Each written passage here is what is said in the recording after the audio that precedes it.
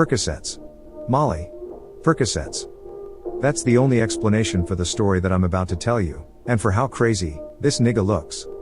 According to an article published in the Chicago Sun-Times, a suspect in the killing of Chicago police officer Enrique Martinez was released without charges on Tuesday, November 5, 2024, a day after a traffic stop in the Chatham neighborhood on the south side of Chicago devolved into a high-powered shooting that also killed a passenger in the vehicle that was being pulled over. But this crazy-looking nigga rightfully remained in custody, according to a Chicago police spokesperson, who called the investigation active and ongoing. The shooting happened after officers stopped a vehicle with 3 people inside at about 8 p.m., Police Superintendent Larry Snelling told reporters that night. One of the vehicle's occupants shot at Martinez, according to Snelling, who said, "It sounded like rapid fire." Other officers rushed Martinez to University of Chicago Medical Center, where he was pronounced dead. Speaking outside the hospital, Snelling said Martinez was a proud individual, very hardworking, and he gave his life for the city. The slain Gresham district officer would have marked 3 years on the job in December. One of the occupants of the vehicle, who remained unidentified, was also shot dead. Percocets. Molly. Percocets. That's the only way to explain the actions of you, new niggas, with your new guns. The shooter was so high, he killed his homie in the front passenger seat, while shooting at the police. The alleged shooter ran from the vehicle, after initially trying to drive away. He was taken into custody after a brief foot chase and search of the area, and the back seat passenger was also arrested. Snelling said officers recovered a handgun from the person who was fatally shot inside the vehicle, along with another gun, with an extended magazine. After the shooting, an officer reported over police radio that one of the vehicle's occupants was armed with an automatic weapon. Snelling said an officer also opened fire, though it was unclear who. The Civilian Office of Police Accountability is now investigating the shooting, which was captured on frantic police dispatches that were at times drowned out by screaming and radio interference. "We are transporting one police officer to the University of Chicago. He is struck," an officer said. "Block the streets." Minutes before the shooting, a woman reported she had shot someone who tried to break into her 2017 Kia Soul in the 8200 block of South Ingleside Avenue, 2 blocks south of where Martinez was shot. An officer later reported over the radio, the shooting wasn't bona fide.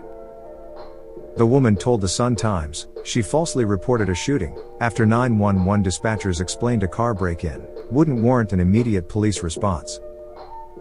The woman, 50, said officers arrived within minutes of the bogus shooting report, but Martinez wasn't among those who responded. After a brief dispute when the officers realized no one had been shot, the woman watched them speed away, and suddenly heard screaming and rapid gunfire.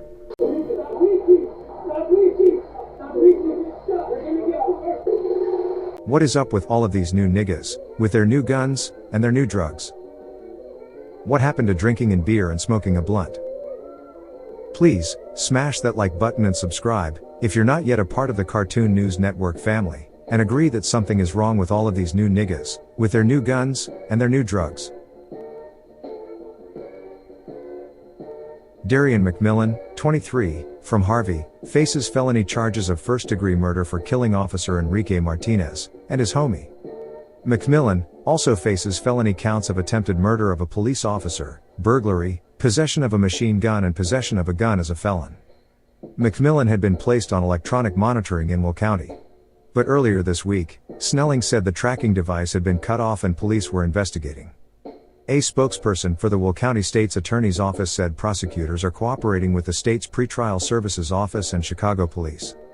The Will County Sheriff's Office issued a warrant for McMillian's arrest last month, and he was charged with a felony for allegedly trying to foil a drug test, according to court records.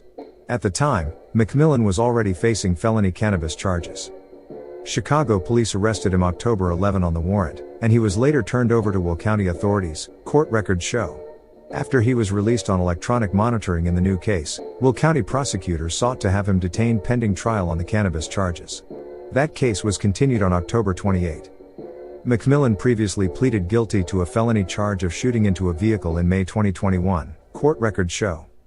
While he was being held in jail in that case, he was hit with additional felony charges stemming from a group attack on another inmate.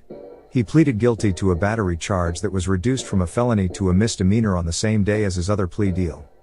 McMillian was sentenced to 4 years in jail in the shooting case, as well as mandatory supervised release, records show.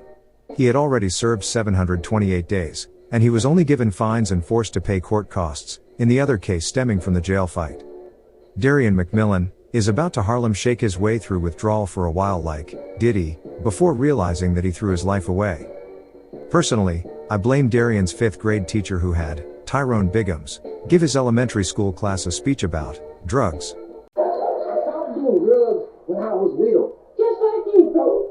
Me and my friends would go home and smoke marijuana at school. Can you say marijuana? Marijuana. That's all I was smoking. Sometimes dipped in embalming fluid. And me and my friends would laugh and giggle and eat all the cookies. It was terrible. Terrible.